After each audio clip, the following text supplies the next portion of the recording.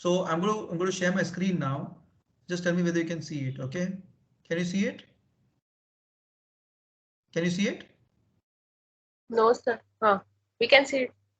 Okay, so it's called Nutrition Fundas. It's a very simple thing about nutrition that you must understand. Um, okay, so let me just see. What is the best achievable practice that we can have? So few questions I'm going to put up. Okay, and the answers of that we'll understand exactly. Does enteral nutrition compared with parenteral nutrition result in better outcomes in critically ill adult patients? No, it doesn't. Okay, that means the recommendation still says use enteral nutrition rather than parenteral nutrition. Clear on this? So it is not this way that parenteral nutrition is better than enteral. Tomorrow, if a patient is critically ill and is in malnourished state, which we have done from all just now, what we heard.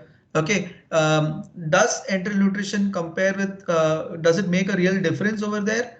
No, it doesn't. Huh? The enteral nutrition, I mean, parental nutrition, it's not necessary to have parental nutrition. Enteral nutrition is enough. You don't need to give parental. Now, why is the thinking of parental? Because if you give parental, you know that entire protein, entire carbohydrate, everything is going to go inside. Nothing is going to go outside. It is going to go inside the vessel. Since it's going to go the entire vessel, the bioavailability is 100%. That means if you give the protein, it will go inside. The carbohydrate you give, it is going to go inside. Nothing is going outside there. Nothing is going outside there. You understand now? So the thinking was, if the patient is malnourished, let me give him parenteral. That was the thinking. Okay, because if you give parenteral, everything will go inside. You understand? Huh? But in enteral, he may not take everything. Some may get absorbed, some may get, go out via diarrhea. Something like that. So the thinking was enteral, parenteral is better than enteral if the patient is malnourished, but that's not the scene. Enteral is always preferred above parenteral nutrition because of many problems that comes with parenteral. So with parenteral, there is a problem of getting an infection. With parenteral, there is a problem of getting liver function test to be deranged. With parenteral, you have a problem with electrolyte derangement. With parenteral, because there are too much of carbohydrates, there is a chance of high sugars going up. With parenteral, there is always a problem, line-related infection and line-related barotrauma and things like that, volutrauma and things like that. You understand? So that is why enteral is always better than parenteral. Not only that, if you look at how do you normally eat physiologically, we eat through the gut, isn't it? We all eat through the gut. That our body is tuned to eat through the gut. So suddenly, if you start making the patient eat from the peripheries, it might not work well. Physiology will get maintained only when you do physiology. If you do anything away from physiology, there is always a problem that is going to be occurring. And that is why enteral nutrition is always better than parenteral. अगर दो option दिए गया कि you want to use enteral or parenteral, I will keep using enteral till I cannot use enteral. I will keep using enteral till I cannot use enteral. That is why enteral nutrition is the way to go. That's why every patient should be fed within 24 to 48 hours enterally. Clear on this? Clear on this? Okay. Now, does early enteral nutrition compared with delayed nutrient intake result in better outcomes in critically ill adult patients? See, when you say early enteral nutrition, the definition is to give nutrition within 48 hours to start. It doesn't mean giving the whole calories. When I say early enteral nutrition, it really doesn't mean giving the whole calories. It just says starting enteral nutrition. Matlab you are going to just start something inside the gut, either by eating or through rice tube or through something like that. So does early enteral nutrition, the definition of early is within 48 hours. Early is within 48 hours. Does that make a big difference? Early enteral nutrition compared with delayed nutrient intake. So what it is said is, provided the patients were adequately resuscitated and hemodynamically stable, this early enteral nutrition does have is always something that is supposed to be done. Clear on this? Clear on this? Now there are controversies in this. Okay, so if you start feeding the patient on day one, okay, and on day one you have reached some calories. On day two you have reached some calories. Okay, now on day three when you're actually going up, suddenly the patient says I am feeling bloating and starts getting diarrhea. Okay, so what do you do now? So you still continue with enteral nutrition. You do not stop enteral nutrition. Now if the patient says I am having bloating, I can't eat, you still continue the enteral nutrition. You don't stop it. This you go on till a period of around 5 to 7 days. If in 5 to 7 days the patient doesn't eat, okay, then I will start giving supplemental parenteral nutrition or total parenteral nutrition. So you start early, you start at 48 hours, provided there is no resuscitation going on. provided the patient is hemodynamically stable. If the patient is on NORAD 10, adrenaline 10 and vasopressin 2, that is not the patient in which I will want to give enteral nutrition. There the patient is losing his life. I will first try to resuscitate that patient. Okay, but if the patient is at 2 ml of NORAD, 3 ml of adrenaline, something like that, and it is stable, it is not going up, going up, it's not going up, that patient I will start enteral nutrition as quickly as possible. So in your FASTA, what is the first thing? F is feeding. The first thing is feeding. That is why we think of feeding the first thing. Okay, we start feeding our patients, isn't it? So within 48 hours you have to start feeding. Now why don't start now in third? I just now told you in third or fourth day the patient gets kind of if the patient is not eating, should we give parenteral? We don't give it because studies have proven that when you continue enteral even at a small rate up to 5 or 7 days, it is comparable to giving parenteral nutrition. So this is called as trophic feeding. What is the meaning of trophic feeding? Trophic feeding means less than 10% of caloric intake. Trophic feeding is less than 10% of caloric intake. So even if you feed minimum for a period of 5 to 7 days, it is better than or equivalent to parenteral nutrition being given in the start. So still don't give parenteral nutrition. You still give enteral nutrition even in spite of it being trophic. Clear? Am I clear till now? Okay. Now, does achieving a target dose of enteral nutrition result in better outcomes? Okay. Now here, if you look at it, the answer is there is insufficient data to make a recommendation. It means to say you decided to give 2000 calories. Now you want to achieve 2000 calories, as I told you just now, in 5 to 7 days. I want to achieve that level of 2000 calories per day by 5 to 7 days. Okay, I started at 2000 calories on day 1. I'm achieving say 500. Patient is not wanting to take more. And day 2 it becomes 700. Day 3 it becomes 1500. It is not taking the entire amount. But day 4 you have reached 2500 calories. So is it important for me to achieve that 2500 calories? That is not very certain. That is not very certain as of now. Okay, as of now, the evidence says we are not very certain whether we should achieve the entire caloric intake. That is why we are happy even if we reach 70 to 80% of our caloric intakes. You understand? That is why we are happy even if we achieve 70 to 80% of caloric intakes. Prasad, can you tell me why we are happy to achieve 70 to 80% and not the full amount? Yes, suppose the patient is because patient may get told for. I can't hear you, Prasad. Can you be a little bit loud? Hello. Hello. Yeah. Yes, if suppose we feed the patient aggressively, most of the patients are critically ill. They get prone for a repeating syndrome. We aggressively give the nutrition to these patients. So the answer is not that. The answer is, all of our bodies have got something called as autophagy. Now, what is autophagy? You must know the term autophagy. What is autophagy? Autophagy is a term in which our body is acting to remove all bad things.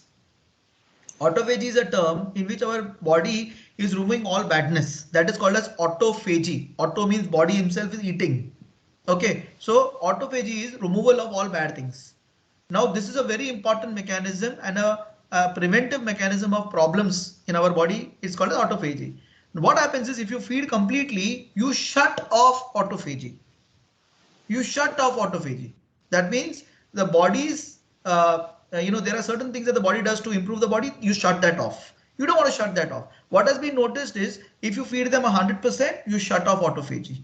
And that is the reason that we don't want to give 100% of the calorie requirements. For example, when you do indirect calorimetry, say you get 1200, we don't give them 1200. We make a chart of 1000. We make a chart of 900. Why do we make the chart of 900 or 1000? Because we may switch off autophagy if we give the whole 1200 ml. You understand 1200 calories. You're clear on this now? Am I clear? And that is the reason that it is said even that over here that in critically ill patients there are insufficient data to make a recommendation whether you want to achieve the entire target enteral nutrition. Clear on this? This is the second tenet that we talk about. Now let's see the third one. Do diet supplemented with arginine and other nutrients result in improved clinical outcomes in critically ill patient? Now what is this? Now what is arginine?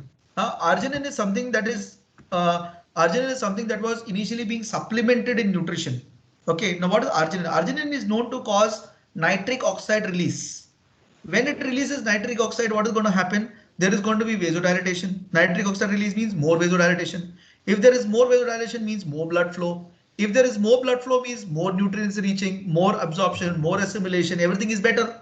So thinking about that since there is more vasodilatation, you imagine a patient on the floor, if he gets arginine, there is going to be vasodilatation, means there is going to be more blood flow because vasodilated state. Okay, so if there is more blood flow, there is going to be more nutrients reaching, it is going to be much better. So the thinking was, let us fortify all our diets with arginine. If you fortify all our diets with arginine, there will be an improvement. This is what the thinking was. And that is why there was a situation where arginine we used to add into our diets. Arginine. Clear on this? Huh? But what they were found out was, in critically ill patients, even in patients who are sick, when you give arginine, it actually causes more damage. It actually causes the vasodilatation that occurs over there causes more damage. And that is why arginine is no longer indicated as a routine in patients who are on sepsis, in fact, because sepsis is a vasodilated condition. There, if you give arginine, there will be more vasodilatation. And that is why specifically in sepsis, do not use arginine at all is what is recommended. You understand? And so where is arginine recommended? So arginine is specifically recommended in patients who are undergoing anastomosis, like who's undergoing esophageal surgery, non-septic patients who are undergoing surgeries, non-septic patients. You understand now? So if there are non-septic patients, just now we discussed about something called as perioperative nutrition screening tool, PNS. In the PNS, now you figure out that this patient is going in for an esophageal surgery. In the PNS, you figure out this patient needs an intervention via nutrition. So this patient, I will feed the patient with arginine-based diets. These arginine-based diets are known to help patients who are undergoing esophageal anastomosis. You understand? So which is the category of patients that use arginine? In patients who are undergoing anastomotic surgeries. So esophageal anastomosis are the classical cases in which arginine-based diets work. Are there arginine-based diets? Yes. Nestle has got arginine-based diets, which was initially being used on a regular basis. Okay, they just stopped using it at one stage. It's now going to get back. So there was a diet called as Impact Nutrition. Impact. That Impact actually had arginine. Okay, so arginine-based diets used to be the ones that are used. So in short, you cannot just prescribe any diet. You have to look at the content of arginine there. If there is too much of arginine, that is not a diet in your septic patients. It is a diet probably for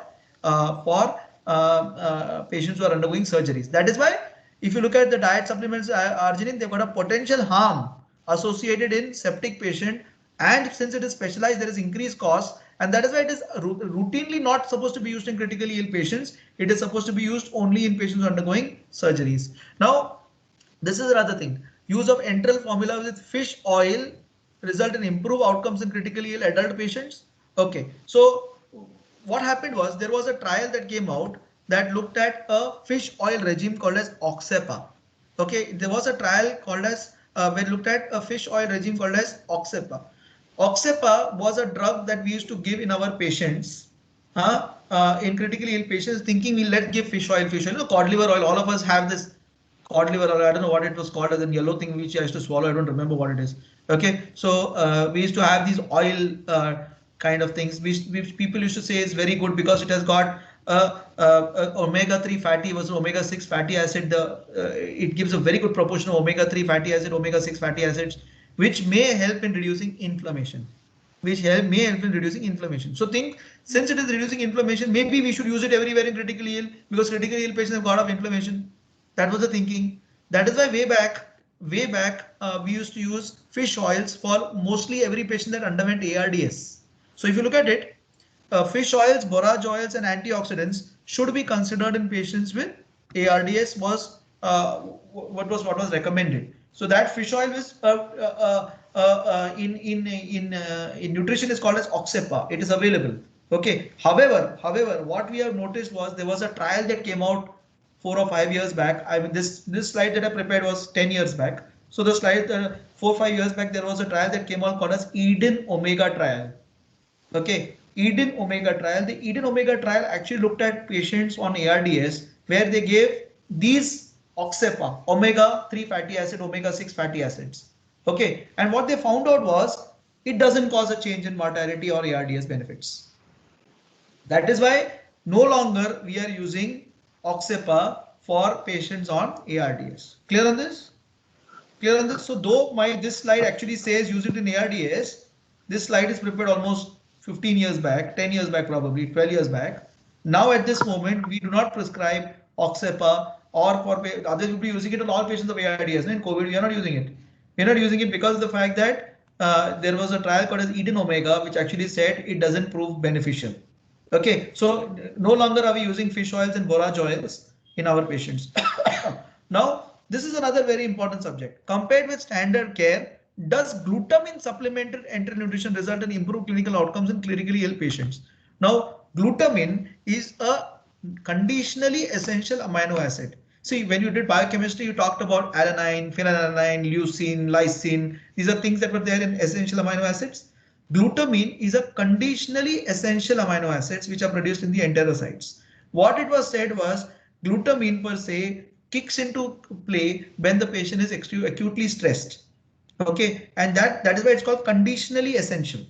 Okay, when the patient is in stress, glutamine starts working. Okay, and glutamine has to help to repair tissues.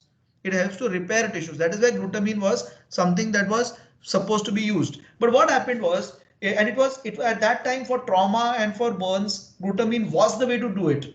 For trauma and burns, it was very, very important to use glutamine. Okay, trauma and burns. But what they found out was if you so people started using it routinely. Let us use it routinely in all ICU patients. What they found out was when they used it routinely at a very high dose, patients died when they use glutamine. Glutamine is what Cabimune Plus is. You know, with Cabimune Plus, BD sachet we are adding. Sometimes they're adding Metagluta. So these are all glutamine sachets. Okay. So what is happening is when you give glutamine routinely, patients are dying. So that they found out in a study called as a redox trial. There was a trial that came out 2 years back called as redox trial, that when they used glutamine, okay, many of these patients died. Okay. Now, if you look at that trial, glutamine was used in very, very high doses, not the dose that we are using. We are using 15 gram twice. Glutamine was used in patients with renal failure. It should not be used when the creatinine is elevated. It should not be used when the creatinine is elevated. So two things that the redox trial did was it used it in patients who had renal failure, and B, it used in patients and it used a very, very high dose. So we don't do both of these things. Okay, so we are still using it in patients who are highly inflammatory conditions in order to reduce the inflammation, but in doses that are very, very small, and we are avoiding the use in patients who have got renal failure. For example, Leeladhar, I will not give. Very severe liver failure, I will not give because glutamine will convert to ammonia.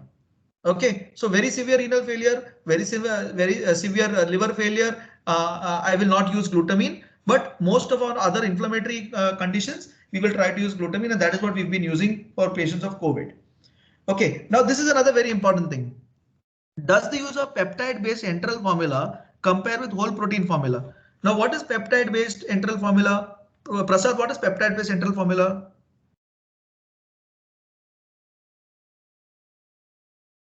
Prasad, can you switch off your mic? Switch on your mic. Hello. Yeah, tell us. Yes, like this peptide is a short-chain amino acid when it's used. So there are whole protein formulas and there are peptide-based formulas. Peptide-based formulas means pre-digested proteins. Pre-digested proteins. That is the meaning of peptide. Pre-digested protein. Okay, that means you don't require the stomach here. The stomach does not need to work hard here. You can directly feed this peptide into the intestine because it doesn't need to be broken down anymore. That is pre-digested protein. And the example of pre-digested protein is peptamen.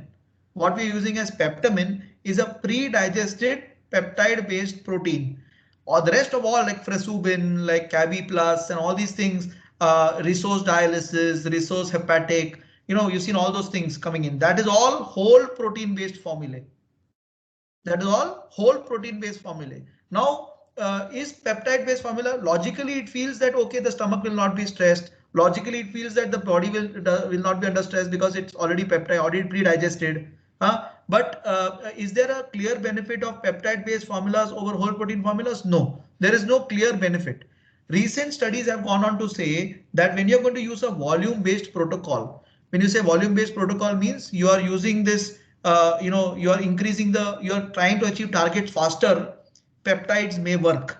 That is what it is being said, but the evidence is not very strong. It is not this way that the peptide-based formulas are better than the whole protein formulas. However, in cases where you are using a jejunostomy, where where the feeding is directly into the intestine, you cannot use whole protein formulas. You have to use peptide-based formulas like Peptamen. Clear? Because if you put a whole protein formula into the intestine, nothing will be digested. It will just go out as diarrhea. It will just go out as diarrhea. It will not be digested only. It will not be assimilated. It will not be digested. So that is why peptide-based formulas are definitely be used in patients in which you're using feeding tubes, in patients in which you're putting jejunostomy tubes, those patients. And we think that in those patients who've got irritable bowel, in those patients who's not digesting feed properly, Peptamen may be a way to go because it is pre-digested. Clear? Am I clear on this Peptamen part of the story? Okay. So that's about Peptamen. Okay. That is why in pancreatitis, where we think that there is going to be more of gastric upset. The bowels are not going to move well. The patient is going to get gastric dilatation. He's not going to digest well. In those patients, I'll probably use peptide-based nutrition. Next time when in some other talk, I'll take you. There's a whole lecture of 2 hours on peptide versus whole protein. We will do it sometime. I will take it sometime later on. Okay, or a whole talk about this. Clear on this, but this is the background. Clear? All right. Now, is the use of a feeding protocol very, very important? Yes, it is. And what is the it is such that you should have a feeding protocol. You can't just say itna de do, utna de do. It has to be a proper protocol which includes when to start feeds, when to do a gastric aspiration, when to stop feeds, and how much feed the next day. That protocol has to be very clear. Okay, that is why when you're having a feeding, that is why we have a feeding protocol chart that we give to our nurses. A protocol chart that says so much amount of proteins and so much amount of water at so much rate, and we tell them to aspirate every 4 to 6 hours. At the moment we're not even worried about the aspiration, but they aspirate every time they change the feed. Okay, so we need a feeding protocol. It is known to improve outcomes. We need a feeding protocol. It is known to improve outcomes. Okay, so feeding protocol is a must. Okay, and the feeding protocol does relate to better outcomes in critically adult patients. All right, now compared with standard practice, does the routine use of motility agents result in better clinical outcomes in critically ill patients? That means, say you're starting the patient on nutrition.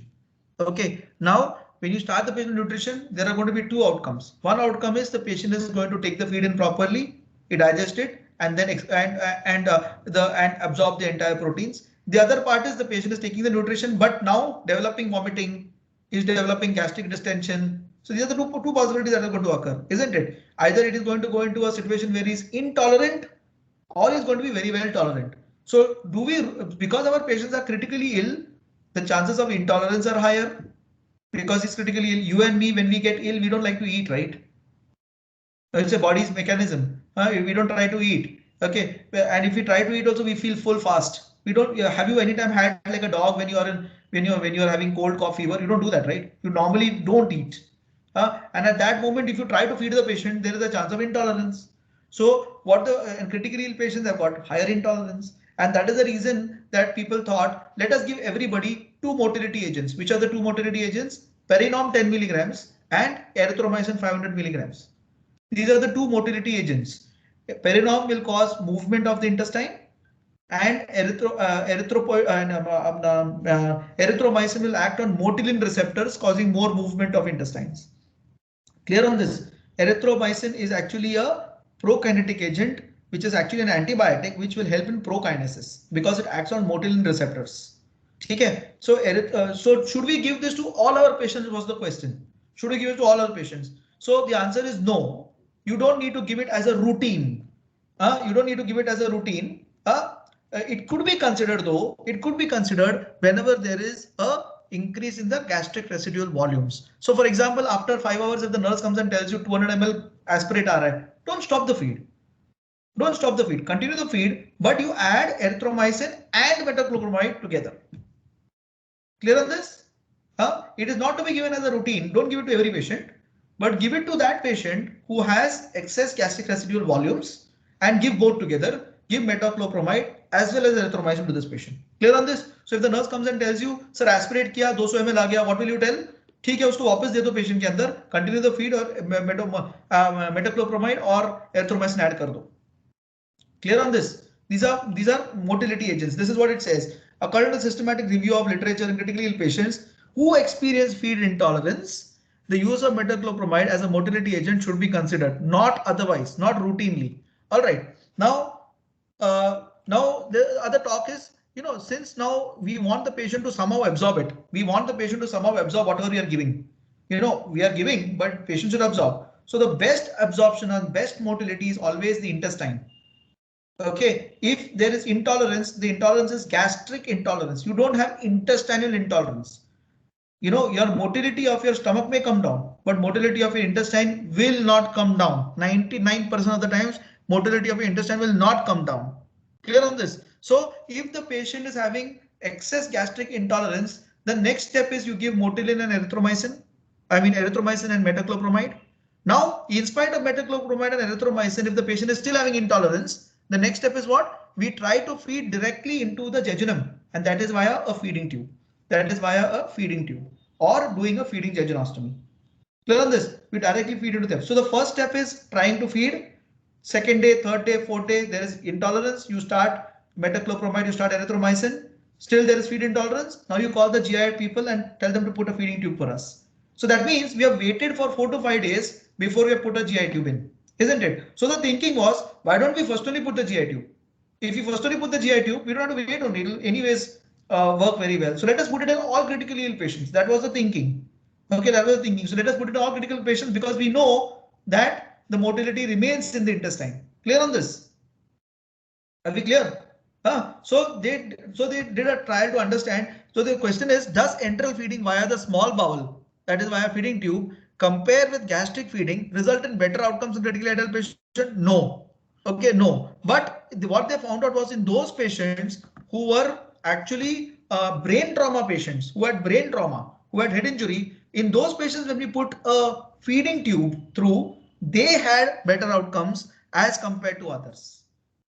So routinely there is no use of giving feeding tubes. That's the first answer. Routinely no role of using feeding tubes.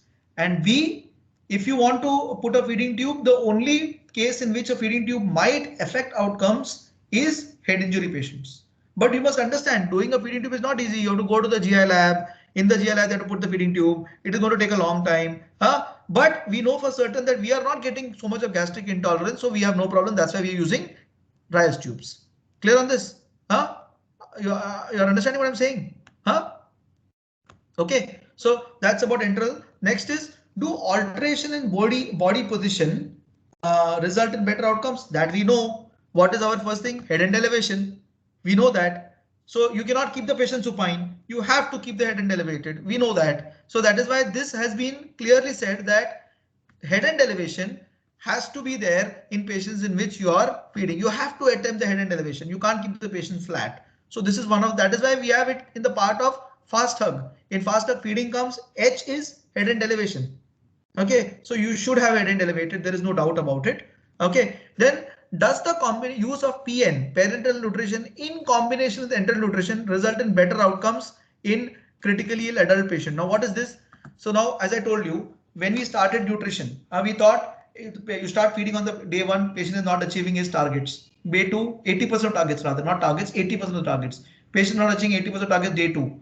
Day 3, patient is not achieving 80% of targets. Do we start giving parenteral and make him achieve a target? No, we don't do that. We wait for 5 to 7 days. Clear on this? So the question was, do we give parenteral to supplement your enteral because the patient is not achieving a target? No, we don't do that. We don't do that. We still continue with enteral, though it is lesser, because now we know trophic feedings are also equal. We discussed at the start, trophic feedings were already equal. You understand? That is why we continue enteral nutrition. We don't supplement it. Clear on this? Am I clear on this? That is the guideline. Okay, that is the guideline. Okay, unless you are certain, and this guideline holds good unless you are certain that this patient will never achieve enteral. For example, you have removed the entire intestine. You have created a short bowel. You have removed the entire intestine because of gangrene. Now we have one patient who is now in Tamil Nadu, who had come here and we had removed 90% of his intestine. If you remember, there was a guy we removed. He had a thrombus in his hand. His intestine had mesenteric ischemia. We removed his entire intestine. Do you remember this patient? He was on bed number 1 in Southside. Prasad, do you remember this patient? He was intubated, ventilated. Dr. Dilip Trivedi did the surgery. You remember? So we are okay. I'll remind you. There was a patient who basically came in who had this mesenteric ischemia, and we actually removed his intestine. And then subsequently we could never and never feed that patient because he didn't have an intestine. So in those patients, starting total parenteral nutrition makes a lot of sense. Okay, but not routinely. Clear on that? Huh? Okay. So now compared with standard PN, does glutamine supplementation important? So the question was, since now where is the glutamine coming from? It is coming from the intestine. Now you are not feeding the intestine anymore. You are giving only parenteral. If you're giving only parenteral, glutamine to aane nahi wala hai. So should we supplement glutamine? Should we supplement glutamine? Because it's enteral, we just discussed that it is conditionally essential amino acids. It says no. Okay, at this moment it says we don't need to supplement glutamine as of now, and it has to be done on case by case basis. So what will I answer from this? If the patient is critically ill, is having burns, having trauma, very, very critical trauma and burns, not in renal failure, not in liver cell failure, and is on parenteral nutrition, I will supplement glutamine. Understand? So there are too many caveats to this. Patient should not be in renal failure. Patient should not be in liver failure. Patient should be receiving TPN. Okay, and patient should be in trauma or severe critically ill. That patient probably we will use glutamine at a prescribed dose, not at a very, very high dose. Okay. So does hypocaloric PN influence the outcome of critically ill patients? Now, since we talked about autophagy, we said you feed only 80%. Don't feed 100%. It will switch off the autophagy otherwise. So keep it feed at 80%. So the people started thinking, let us feed even more lesser. Let us make it even more lesser. When you say hypocaloric, it means 11 kilocalorie per kilogram. 11 kilocalorie per kilogram means hypocaloric. Okay, that means resting energy expenditure, say be very, very low amount you're giving, almost 30% of the resting energy expenditure. That means 11, approximately our usual is 25 to 35. We are giving 11 kilocalorie per kilogram. So does hypocaloric make a difference? You understood why they're asking this question, because in autophagy, when we reached 80%, patients were doing well. We were preserving autophagy. So let's preserve it more. That was the thinking. So let's make it 11 kilocalorie per kilogram. Okay, so does it do anything? So it is said that evidence is insufficient as of now on hypocaloric parenteral nutrition, and has to be done on case to case basis. So which are the patients that actually do well? Which is the cases in which hypocaloric will work? The cases in which hypocaloric will work is obesity, okay, and severely malnourished patients. So severely malnourished patients and obesity patients, these are the patients that will do well with hypocaloric nutrition. Clear on this? Am I clear? Okay. So now how will I feed my patient? I will always that's it.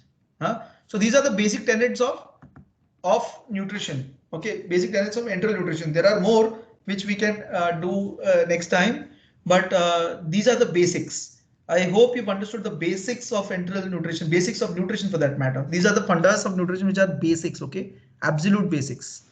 Any questions here? Any questions? Sir, about trophic feeding, can you explain again? Okay, so what is trophic feeding? Trophic, see, what is the point is, trophic means you are just coating. Trophic, that is the meaning of trophic. Trophic means you're just, if I put the dictionary name of trophic, let me just put it, hold on. Trophic feeding. Trophic is, it's not written over here. Whatever. So trophic means you're just coating the intestine. You're just coating the intestine. Okay. So in trophic feeding, you're giving only 10% of the requirements. Only 10%. Agar tum 25 kilocalorie per kilogram de rahe ho, that means you're giving 2000 calories. You are giving barely 200 calories here. 200 to 300 calories. That is trophic feeding.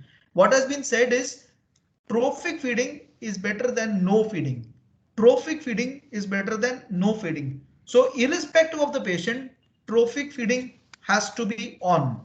Trophic feeding. Okay, so trophic feeding is better than no feeding. Why they say that is, why is the theory behind trophic feeding is in our gut there is something called as GALT, gut associated lymphoid tissue. Okay, gut associated lymphoid tissue. These are one of the immunity boosters of our body. They prevent infections. They prevent the gap junctions to split apart. In the intestine, there are gap junctions. The intestinal villi are joined together. It is said that if you don't feed the patients, these intestinal villi separate from each other and create a gap so that organisms move ahead. The gut is full of organisms. The organisms will move ahead from the intestine into the vasculature. That is what is the thesis behind trophic feeding. By enterally feeding trophically, for that matter, enterally feeding, you will probably prevent this gap junctions from widening. You will preserve the gut associated lymphoid tissue, which is a part of the immunity, and thus it is important to trophically feed your patient rather than not feeding your patient at least. Clear? You understood trophic feeding? So it's a small amount, like it is also called a drip feeding, very small amount of feed that is going on throughout the day. Trophic feeding. Okay. So stopping the feeds is not an answer. It's not good. Trophic feeding is always better. Yeah. Yes, the calories you said in trophic feeding is 200 to how much calories did you say? 10%. 10% of the total requirements is see, there is trophic, there is hypocaloric, and there is normal caloric feeding. Normal caloric is 25 kilocalorie per kilogram, or by indirect calorimetry, whatever we are getting. Okay, 80% of what we're getting in indirect calorimetry is what is normal feeding. Okay, when you say hypocaloric, it means 11 to 12 kilocalorie per kilogram. Hypocaloric feeding. 11 to 12 kilogram of the resting energy expenditure is your hypocaloric feeding. When you say trophic feeding, it means only 5 to 10% of the total calorie requirements. That means if it is 2,500 is a calorie requirement, it is 250. You know, it is something like that, 500 kilocalories, 500 or 600 kilocalories, not more than that. That is called as trophic feeding, given slowly over a period of time. Okay, given slowly. The basic intention is not the number of calories. It is the amount that is slowly going inside the abdomen. The amount volume has to be so low that slowly it is going to the abdomen. You know, 10 ml per hour, 15 ml per hour, that is called as trophic feeding. Okay, now why am I saying 10 ml per hour? Because abroad now most of these nutrition is not powder based. How are we giving? We are mixing a amount of water in some amount of water and then giving it ml per hour. No, abroad now everything is liquid based. So in abroad, you get tins like IV fluids. You get IV fluids. You attach those. Just like how you attach IV fluid. You know, you attach you poke that tin and you hang it. It was called as Osmolite. It was called as Jevity. So these were things that were used abroad. So abroad it was not you mix a powder. It was just start ml per hour, 10 ml per hour, 15 ml per hour, 20 ml. That was how it was. 1 calorie per ml thavo. It was clear cut. 1 calorie, 1 ml. So if you're going to give 2000, it is 2000 calories. That was how it was. You know, it's very simple abroad, but that is not possible in India because it has got a cold chain. You know, that is why we are developing country and we are not real developed countries. In developed countries, this is what goes on. Okay. So there is now in India there is something that is coming called as ready to hang RTH. It has just started 6 months back. We tried it in our patients. 1 year back it has come ready to hang. It is called as Ensure RTH. It is an Abbott based company that has started this ready to hang solutions, which comes like an IV fluid bottle. You just spike it and you start it at ml per hours. So that has just come in. In fact, if you all want to listen to the lecture tomorrow, I have a lecture.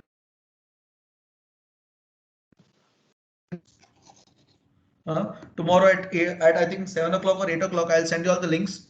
You all can listen to that if you all want. It is all about ready to hang. It's about ready to hang solutions. I mean, I'm taking the lecture along with a doctor from Jaslok, and I'm talking about ready to hang. It's a lecture from Abbott only. Yeah. Any other doubts? Sir, for all patients, we are starting that special supplemental nutrition like Peptamen. So what are the criteria to start that? As I told you, the what we have noticed. I mean, as I told you, Peptamen is a peptide-based nutrition where it is pre-digested. So I am logically assuming that probably the absorption is going to be much better. See, there is no way to understand absorption. Whatever we are feeding now, there is no way to understand absorption in our patients. So initially, long back, 10 years back, I used to do a test called as paracetamol test. What I used to do was I used to give paracetamol tablet, and then 1 hour later I used to check the paracetamol levels. If the paracetamol levels are very high, I used to think things are getting absorbing. But later on, I realized when I did my study, when I did my research, I realized it's not really correlating very well. So in short, there is no way to understand absorption as of now. But what we are assuming is if the patient is having pre-digested proteins, the absorption will be better. You understand? No? The absorption will be better. That is what it is. Not only that, as I told you, critically ill patients have got a problem of intolerance. They've got a problem of absorption. They've got a problem in which we are unable to meet their nutritional requirements. Now with a peptide based diet, the absorption is taken care of. In a peptide based diet, the protein content is higher. Okay, because it is already digested, so they are able to give more proteins. Okay, so more proteins. So as we know, we have all talked about calories. Proteins should never and never go down. Your calories may go down. Even when it's in trophic feeding, we have talked about calories. We didn't talk about proteins. Protein should never go down. Protein should always remain at 1 to 1.5 gram per kilogram body weight. It should be given at 1.5, 1 to 2 to 1.2 to 1.5 gram per kilogram. So in order to have that situation where I'm giving less calories, but I'm giving more proteins, this peptamen per se is the one that works. Okay, next time, remind me, I will take a lecture for you on peptide versus whole protein formula. It's a whole lecture, 2 hours lecture. I'll take it for you sometime. Peptide versus whole protein formulas. I can explain to you why peptide is better. That is why we are using peptide. And what we have noticed is our peptide based formulas. Have you seen any gastric intolerance in our ICU? Zero. From the time you joined, have you seen any gastric intolerance? Go to any other ICU, you will get gastric intolerance. Go to any other ICU in Bombay, you will get gastric intolerance. Every 3 days, you will find the nurse coming and telling you 500 ml aspirate aa raha hai, chalo hum band kar dete feeds. You know, you don't see that in our ICU because of the fact that we have this kind of nutrition, continuous weight feeding. We have got peptide based nutrition and we've got targeted nutrition along with protocols in place. That is the reason that we probably don't have so much of intolerance. Any other doubts? Yes, sir. When we use this erythromycin as well as metoclopramide, both of them simultaneously we use. So that is why both of them we use to increase the efficiency of prokinetics. What? Yeah. So there have been studies. There have been studies which have looked at this aspect where if the patient has got gastric intolerance. That means what is the meaning of gastric intolerance? Gastric intolerance means either the gastric residual volume is very high, more than 400. Okay, that means when the nurse is aspirating out 400 ml ke upar aa raha hai bhar after 6 hours, that is called as definition of intolerance. The second definition of intolerance is that the patient is having bloating. That is the second definition of intolerance. The third definition of intolerance is that the patient is having abdominal pain. Okay, so these are the definitions of intolerance on the upper aspect. On the lower aspect, when you have excess amount of diarrhea, that is also called as intolerance. So there are 4 methods to diagnose intolerance, 4 ways of intolerance. First one is when the gastric aspirate is more than 400 ml. The second is that the patient is having abdominal pain. The third is that the patient is having abdominal bloating. And the fourth thing is that the patient is having diarrhea. These are the 4 methods in which you can diagnose gastric intolerance, clinical methods. All right. In the first 3, that is in the seen that there is gastric intolerance by way of gastric aspirate being more than 400 ml, or you are having abdominal bloating or abdominal bloating. These first 2 things. In these patients, you have to do 2 things. They tried by giving only metoclopramide, and they tried by only giving erythromycin, and they tried by giving erythropoietin and metoclopramide. What they found out was when they give a combination of metoclopramide and erythromycin, the gastric intolerance becomes much more easily manageable. That is why if the patient has got gastric intolerance, you give both together. You give 10 milligrams of metoclopramide and you give 250 or 5. Actually, the dose is 500, 250 of IV erythromycin. We don't get IV erythromycin, so we give oral erythromycin. Okay. So combination, you give a combination of metoclopramide and erythromycin in patients who have gastric intolerance. Okay. Yes, sir. Initially, sir, with this we use this glutamarginine when the esophageal anastomotic surgery has taken place. So, sir, that is to increase the blood flow to the anastomotic area. Suppose. So what they found out was in a category of patients in which esophageal surgeries were done, when they used arginine, the anastomosis healed quickly. The chances of anastomosis breakdown was much lesser, and that is the reason that when you're having esophageal surgery, it is important to put the patient on arginine. But the caveat to that is not after surgery. It has to be done 15 days prior to surgery. That is a caveat. Okay, you can't just give it at the time of surgery. That is not how it works. So if you have a relative going in for an esophageal surgery, it makes a lot of sense. Or if you have a patient who you know going for esophageal surgery, that patient 15 days prior only you start them on an impact-based diet. It was called Impact. The name of the diet was Impact. The Impact had got arginine. So if you start a impact-based diet, give them arginine so that the later, and you continue during the post-operative phase, these patients' anastomosis heals better. That is the thing. So only in a cat. So at the moment, where will I use it? Only in cases of anastomosis, specifically esophageal, because that is where the trial has proved it. Because we know that arginine otherwise can cause vasodilatation, it can cause hypotension, it can cause other problems. So that is why I will use it only in that case. Sepsis, so definitely not. Okay. Hello. Any other questions? Any other questions? Yes, sir, but because erythromycin and clarithromycin, sir, both of them we don't give simultaneously, sir. If suppose we are feeding the patient for erythromycin, if the patient is on clarithromycin, sir, and in that case. So erythromycin as a prokinetic is to be used as a single dose, not as a routine dose.